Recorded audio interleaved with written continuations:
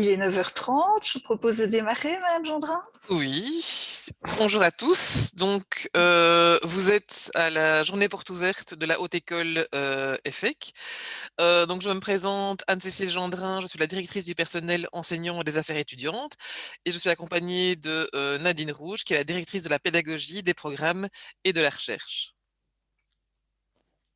Alors bonjour à toutes et à tous, ravi que vous soyez présents à la journée porte ouverte virtuelle de l'EFEC. Je vais démarrer par une présentation de notre haute école. La Haute École EFEC propose un premier cycle d'études de bacheliers professionnalisants vers des métiers qualifiés.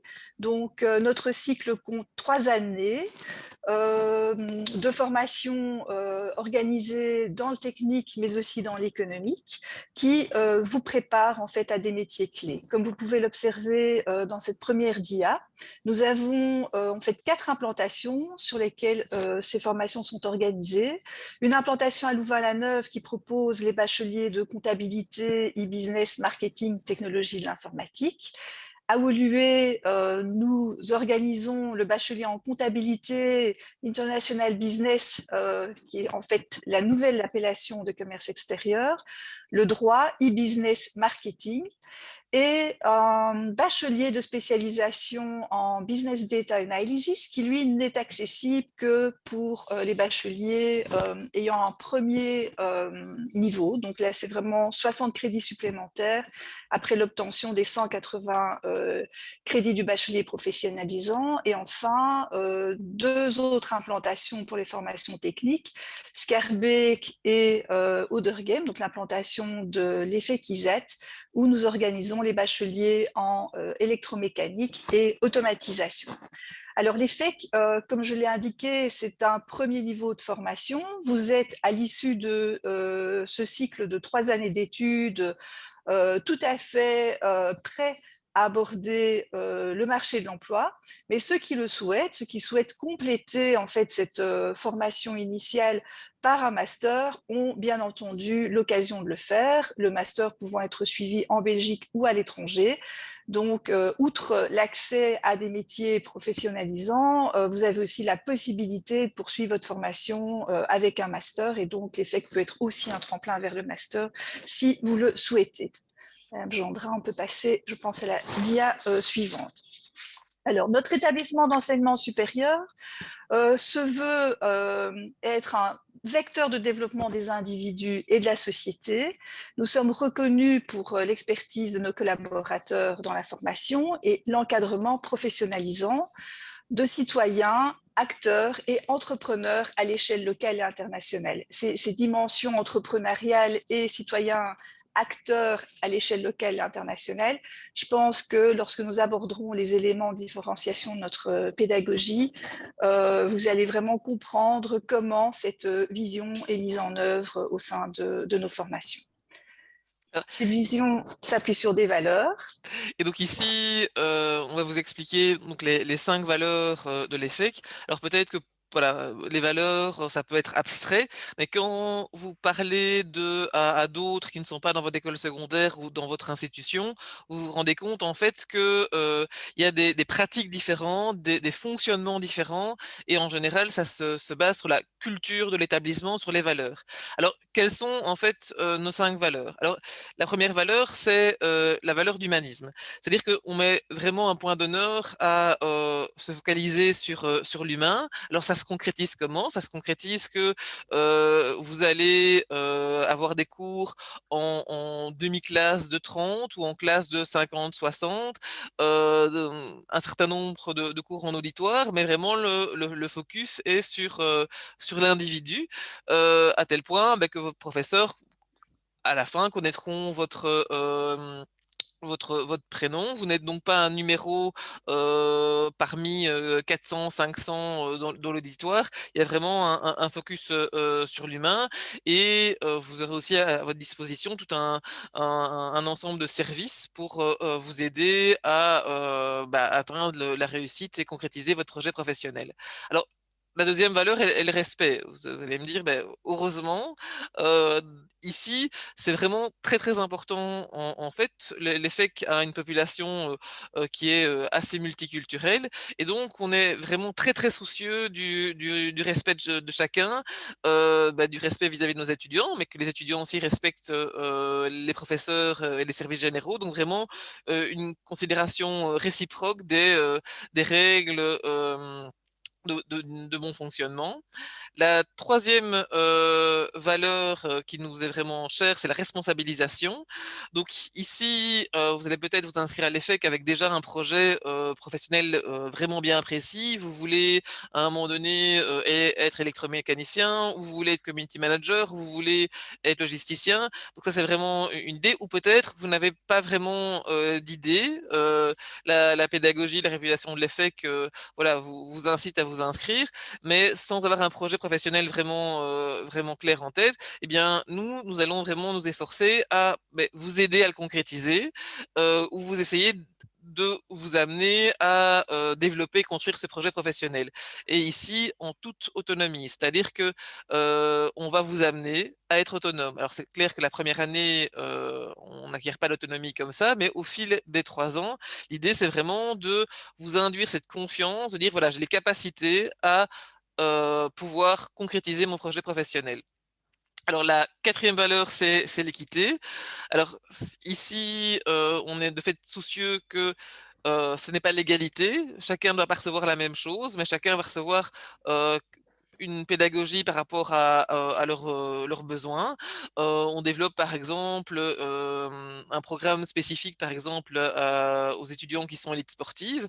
On a quand même pas mal de stars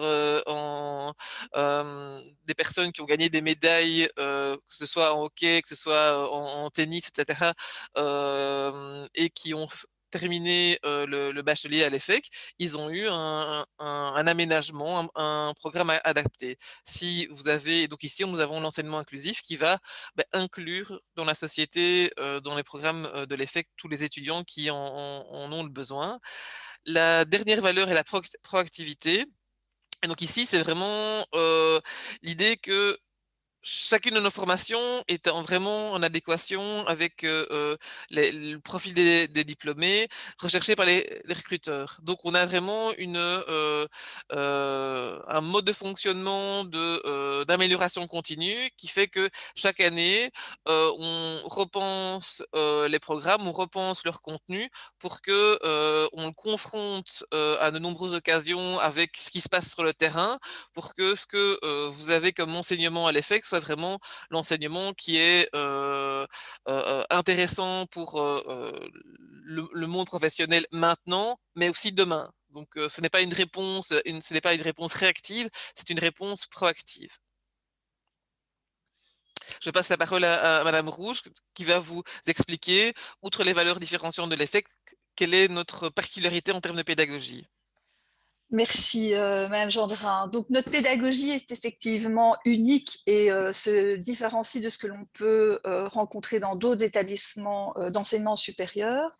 La pédagogie se différencie en 6 axes. Le premier axe est le côté pratique. Effectivement, nous privilégions en fait à l'EFEC des enseignements basés sur des méthodes, c'est-à-dire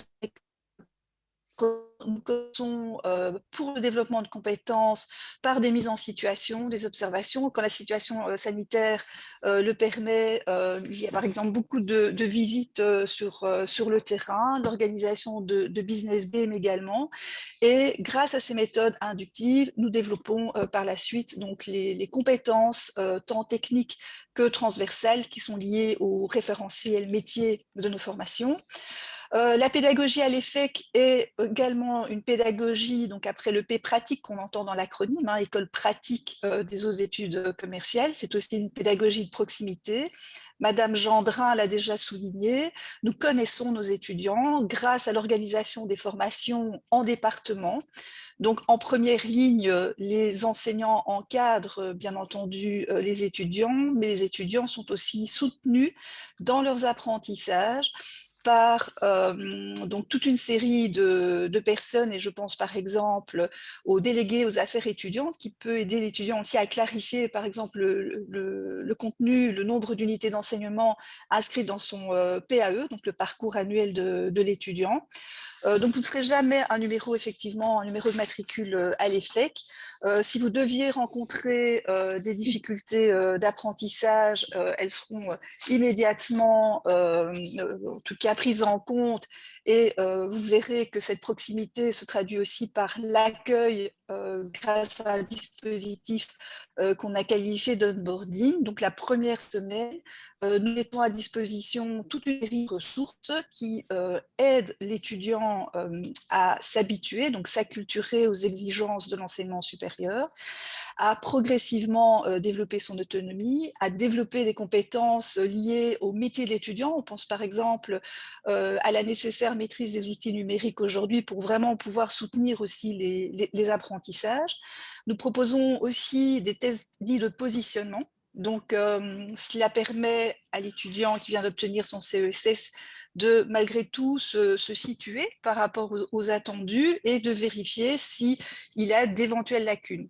Si tel était le cas, l'étudiant est alors dirigé vers des parcours spécifiques de remédiation, puisque voilà, nous sommes là pour vous aider à développer des compétences, et donc si vous deviez ne pas avoir tous les acquis à l'issue du secondaire, nous mettons tout en œuvre pour vous permettre de vraiment construire sur un socle de compétences solides. C'est ce qu'on appelle notre dispositif d'onboarding.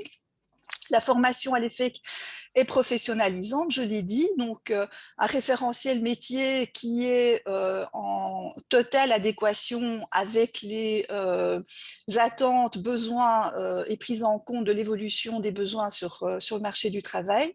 Et les diplômés de l'EFEC, en fait, se caractérisent généralement par justement cette capacité d'adaptation rapide sur le marché du travail, un beau taux d'employabilité et une maîtrise excellente des langues étrangères.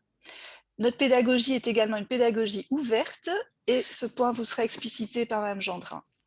Donc, en quoi est-elle ouverte? En fait, pour justement renforcer notre valeur de responsabilisation et de proactivité, l'étudiant a vraiment l'opportunité de coopérer et de participer à la construction de l'apprentissage.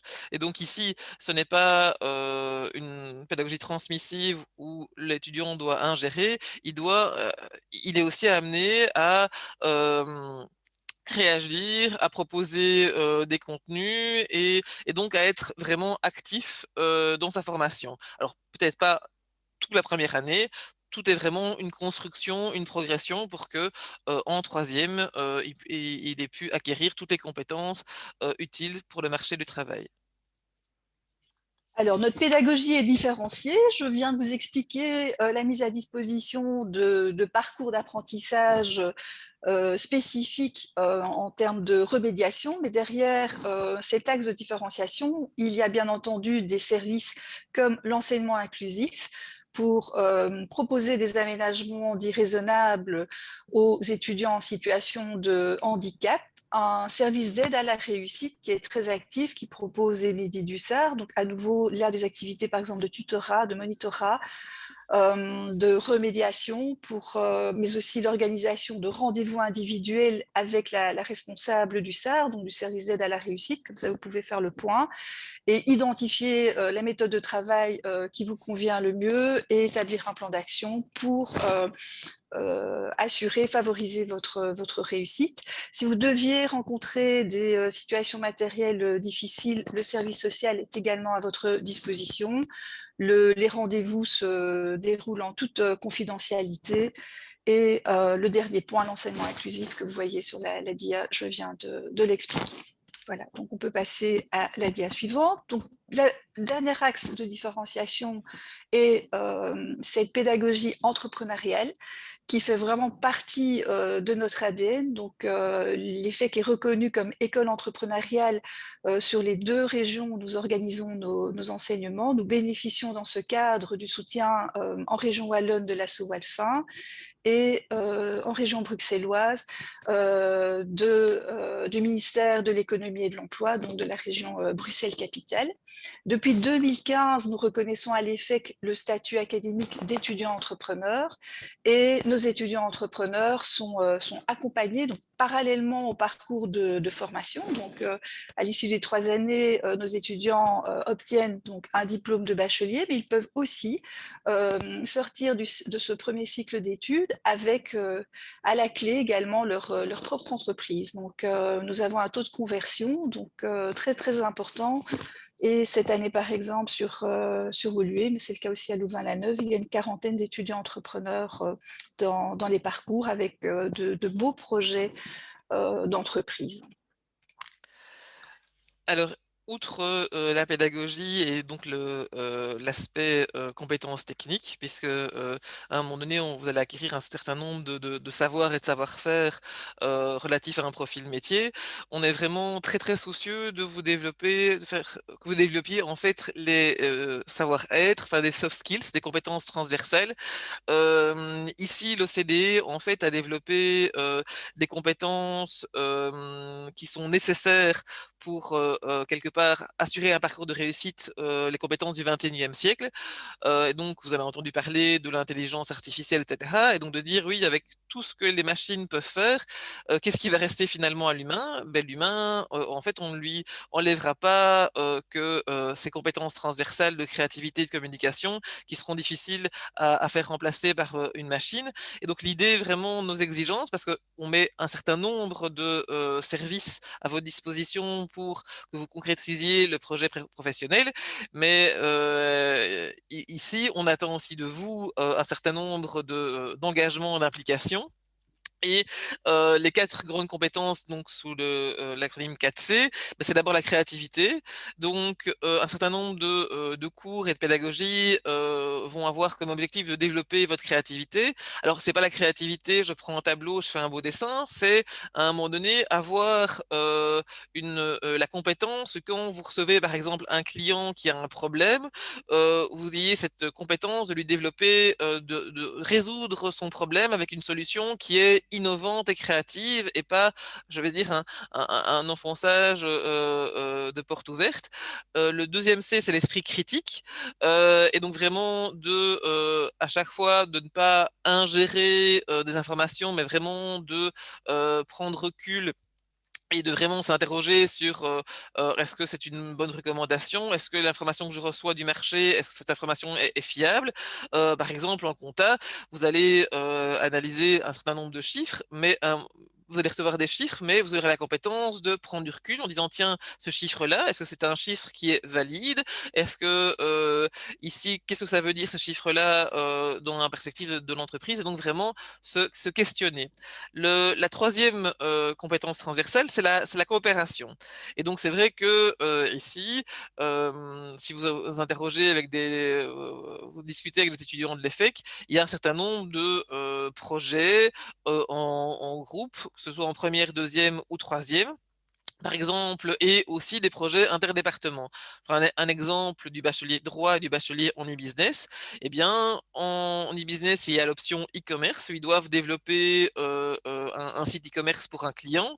Et le bachelier en droit, vous avez une option qui est le droit du numérique qui va aider les étudiants d'e-business en e-commerce pour développer un site qui est conforme à la législation. Donc, vous avez voilà, une coopération aussi interdépartement. Le dernier C, c'est le C communication. Alors là aussi, si vous discutez avec des étudiants de l'EFEC, qui vous diront, mon Dieu, comment on a le nombre de fois qu'on a dû présenter nos projets en classe. Comme les classes sont entre 30 et 60, c'est vrai que on a la possibilité de faire présenter, de faire parler les étudiants à de nombreuses occasions.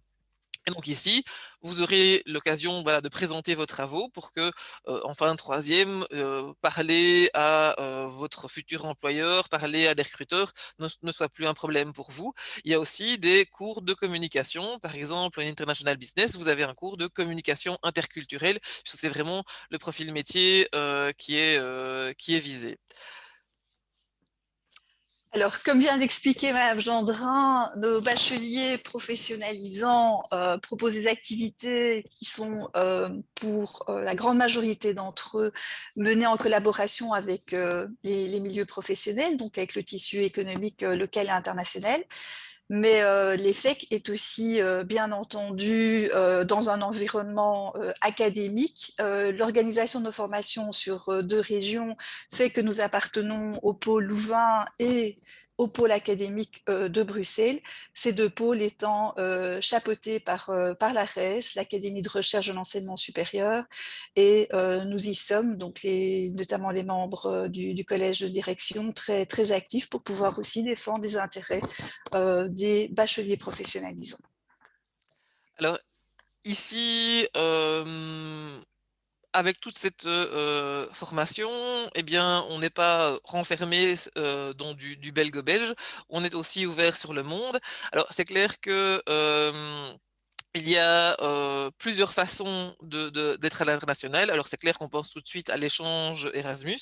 L'effet qu'a plus de 170 partenaires partout dans le monde, que ce soit en Asie, en Amérique du Nord, du Sud, en Europe, etc.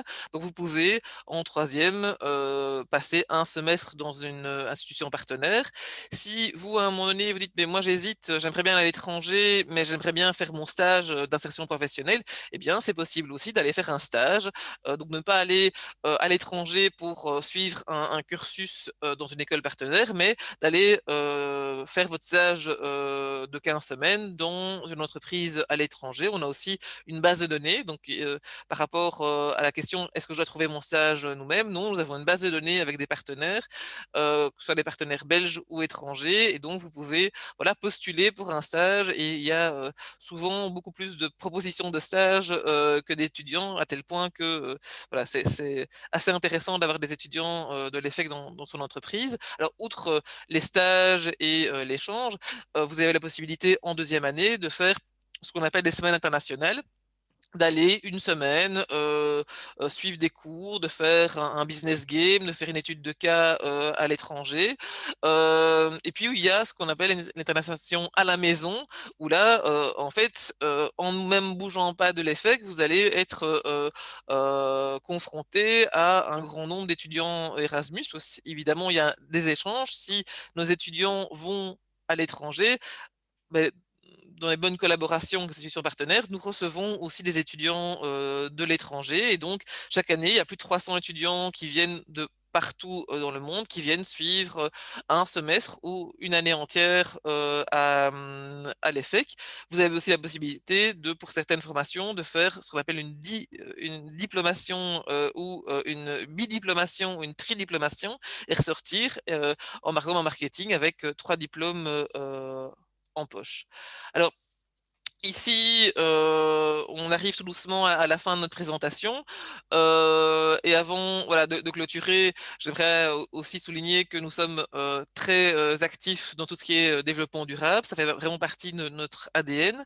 On est vraiment convaincus que si on intègre des éléments de développement durable, que ce soit dans les cours, comme dans la gouvernance, comme dans la recherche, eh bien, on aura vraiment un impact sur la société. Et donc, vous allez avoir dans un certain nombre de cours, ok, vous allez avoir des cours qui sont focalisés éthique, déontologie, développement durable, mais vous allez aussi voir que ça se transmet, ça se transcrit aussi dans la façon dont on gère les fakes.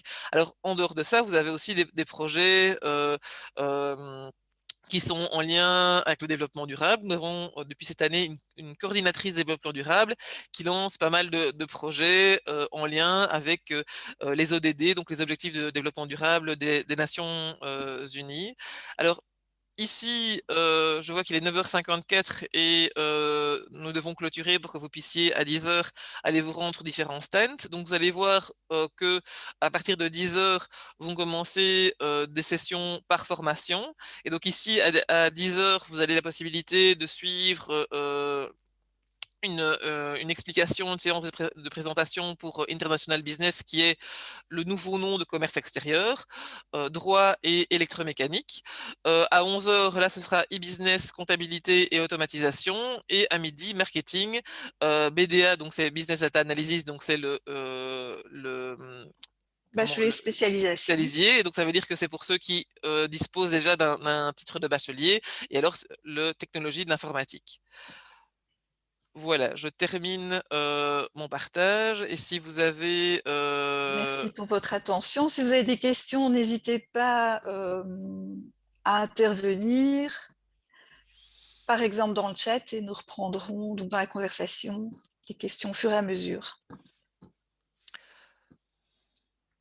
je vois qu'il y a une main levée.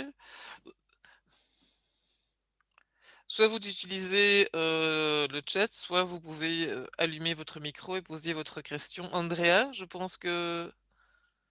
Oui, c'est ça. Donc, en fait, j'ai plusieurs questions. Premièrement, pour les inscriptions, j'ai vu sur votre site que vous demandiez la formule provisoire de notre CESS. Et donc, je me demandais à quoi cela correspondait.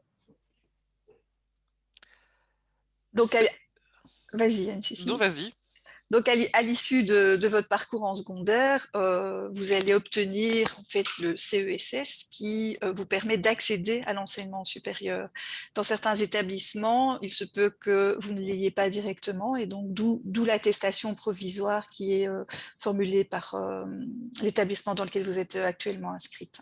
C'est comme une attestation de réussite ou Qui n'est pas le document oui, officiel, mais que l'on prend en compte. Ok, merci. Et du coup, les inscriptions débutent à partir de quelle date? du 1er juin. Ok. Et je voulais aussi vous demander si on devait acheter des cahiers ou des manuels de par nous-mêmes. Disons que vous avez deux, soit nous avons une collaboration avec la SIACO pour vous acheter voilà, les syllabus, les livres, mais ce n'est pas une obligation. Donc vous pouvez voilà, acheter ces syllabus-là donc par un service qui est en partenariat avec l'EFEC. Et tout ce qui est, je vais dire, fascicule d'exercice, là, vous sera distribué durant l'année par vos professeurs. Et donc oui, vous devrez à un moment donné acheter un certain nombre de ressources si vous le souhaitez. Si vous avez des difficultés, Madame Rouge a vous expliqué que le conseil social est là aussi pour... En effet, donc si vous êtes éligible aux allocations d'études, par exemple, donc il y a une gratuité des supports de cours obligatoires et en fait la prise en charge du coût des supports de cours est alors assurée par le service social.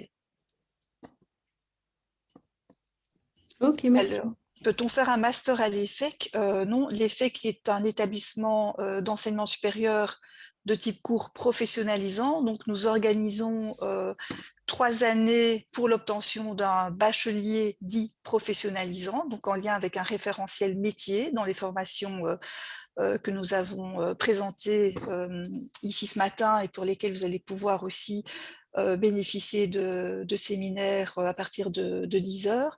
Cependant, nous organisons donc un bachelier dit de spécialisation qui là est une année supplémentaire à l'issue de l'obtention des 180 crédits. Mais avec ce titre de niveau 1, donc le premier cycle de bachelier professionnalisant, vous avez accès à toute une série de masters organisés soit par des hautes écoles de type long, soit par des universités en Belgique ou à l'étranger. Dans certains cas, moyennant ce qu'on appelle des passerelles. Et toute l'information d'accès au master est disponible sur notre site web en regard des formations qui vous intéressent. si vous avez des questions spécifiques au service à la réussite à l'international, vous avez aussi des stands plus pas focalisés sur une formation. Vous avez aussi le stand du CHE2. On sait quoi ça le CHE2? C'est notre cercle d'étudiants. Et donc ils sont là aussi. Certains sont derrière leur PC et attendent vos questions. Et donc quand vous allez sur la plateforme générale, il y a des stands euh, qui, qui, euh, qui peuvent aussi répondre à un certain nombre de questions. Moi, j'aurais une petite question. Nous vous écoutons. Alors, je suis une étudiante en réseau et j'ai tout le temps étudié en néerlandais. Eu des cours en néerlandais, du coup, je suis à peu près néerlandophone.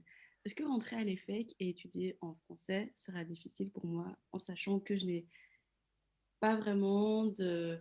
Comment dire, j'ai eu des cours de français, mais je suis pas top en orthographe et voilà.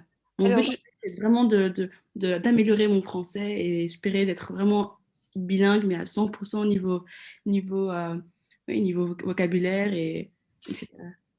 j'entends que vous êtes déjà très à l'aise à l'oral, donc pour les compétences orales. Donc sachez qu'en début d'année, dans le cadre de l'onboarding notamment, donc les tests de positionnement qui sont proposés comprennent notamment la maîtrise de la langue française.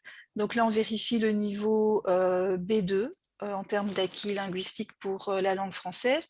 Si vous deviez avoir des lacunes, par exemple au niveau grammatical, il y a un parcours de remédiation dédié aussi pour la maîtrise de la langue française, qui est un parcours en ligne avec des points de contact avec un de nos professeurs pour vous permettre de continuer à améliorer votre maîtrise de la langue. Donc, ça ne posera pas de difficultés, a priori. Hein. Merci beaucoup. Il est 10 heures. Si vous avez, donc il serait peut-être temps de basculer vers les autres stands parce que les séances de présentation des différents bacheliers vont commencer maintenant. Au Ici, plaisir de vous retrouver à la rentrée, en présentiel, on aussi, l'espère. petite information, parce que c'est vrai que c'est une journée virtuelle et que c'est parfois un peu compliqué. On va organiser des visites de bâtiments pour que ce soit à Louvain-la-Neuve, à Woluwe et aussi à Schaerbeek Delta, parce que les bacheliers techniques, ben voilà, on a quand même un bel équipement en termes de laboratoire et donc ça peut être intéressant de voir sur place. Et là, le lien par rapport à l'inscription vous sera communiqué à la fin de chacune des formations de bachelier. Ici, juste pour alors terminer, il n'y a pas d'examen d'entrée. Donc, nos bacheliers, vous pouvez vous inscrire. Donc, c'est il y a pas, il y a juste des tests de positionnement. Certains, je veux dire, étudiants disent, ben voilà, nous, on n'est pas sûr d'avoir un bon niveau néerlandais ou d'anglais ou de maths. Et donc, ces tests de positionnement vous aident à voir si vous avez ces compétences. Mais pour là, je vais dire, toutes les formations, il n'y a pas besoin d'avoir des prérequis. Euh, Par exemple, si je prends les langues, ben, on commence par rapport au niveau que vous êtes censé avoir acquis en fin de réto. Voilà, donc, et donc c'est clair que voilà, suivant certaines formations, ben, les langues sont peut-être un peu plus poussées. International business, ben, commerce extérieur, il est clair que les langues seront un peu plus poussées qu'un autre bachelier. Mais en tout cas, il n'y a pas d'examen d'entrée.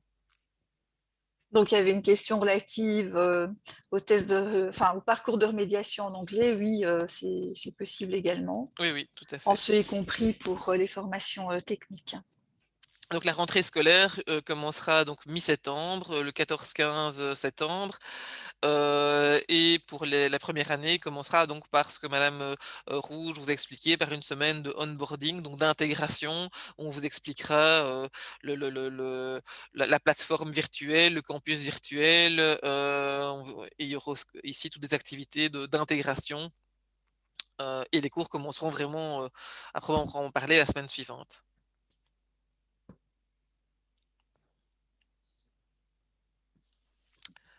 Moi, j'ai une question. Je ne sais pas si on m'entend. Oui, Oui. on t'entend. Déjà, j'ai une question par rapport à la formation. Enfin, je ne sais pas si c'est vraiment une formation, mais vous avez parlé du fait que beaucoup d'étudiants avaient leur entreprise. grâce à ce qui est mis en place à l'EFEC. Oui, Et je voulais savoir si en fait tous les étudiants de n'importe quelle option ont la possibilité de... Tout à fait. absolument, Oui. absolument. Et en fait, l'accompagnement est organisé justement dans ce qu'on appelle les cellules EFEC Entreprendre. Et donc, c'est vraiment un lieu de rencontre avec des étudiants issus d'autres formations pour aussi, dans certains cas, constituer des équipes interdisciplinaires pour un projet.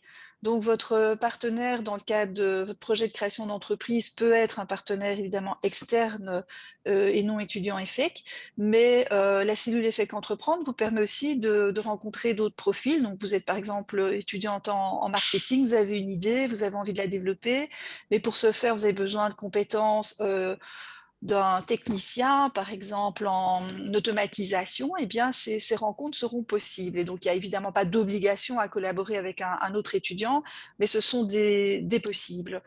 Les étapes aussi de développement de votre projet peuvent différer. Parfois, l'étudiant est juste au stade de l'idée, et donc là, l'accompagnement sera de comment transformer une idée en un projet réel et faisable pour assurer ou en tout cas maximiser les succès. Ce qu'on a pu observer depuis le déploiement d'EFEC Entreprendre, c'est que les entreprises qui émergent sont durables, viables. Donc, les contacts avec nos alumni nous le confirment. Donc voilà. Vous pouvez aussi demander le statut d'étudiant entrepreneur parce que vous avez déjà le statut acquis, donc le statut fiscal et social d'étudiant entrepreneur. La loi le permet maintenant depuis presque 2 ans. Et donc là, pas de voilà, votre projet d'entreprise peut-être peut avoir déjà démarré et vous êtes peut-être juste en cours de développement. Vous souhaitez acquérir de nouveaux marchés. L'accompagnement sera alors ciblé pour l'acquisition de nouveaux marchés. Donc c'est vraiment du one-to-one en fonction des besoins spécifiques du projet de l'étudiant entrepreneur, mais aussi du projet d'entreprise. D'accord. Et j'ai juste une dernière question. Est-ce que en septembre, ça va reprendre en présentiel Alors, on l'espère tous, hein. Donc, ici, le code orange fait qu'on a pu organiser l'équivalent de 20% de présentiel. Néanmoins, nous avons maintenu notre paix proximité. Vous avez entendu combien nous y étions attachés, l'aspect pratique. Donc, même l'e-proximité nous a permis en fait de rencontrer notre promesse et de réaliser notre promesse pédagogique, mais on espère tous qu'on puisse évidemment revenir en présentiel. Les locaux de l'EFEC ont hâte de retrouver un peu plus de vie, je dirais. D'accord, ça va.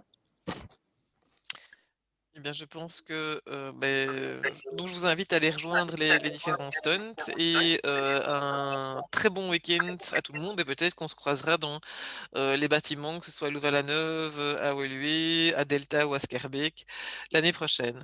Plaisir de vous accueillir à la rentrée et j'espère bien en présentiel. Voilà, Oui. bon week-end à tous.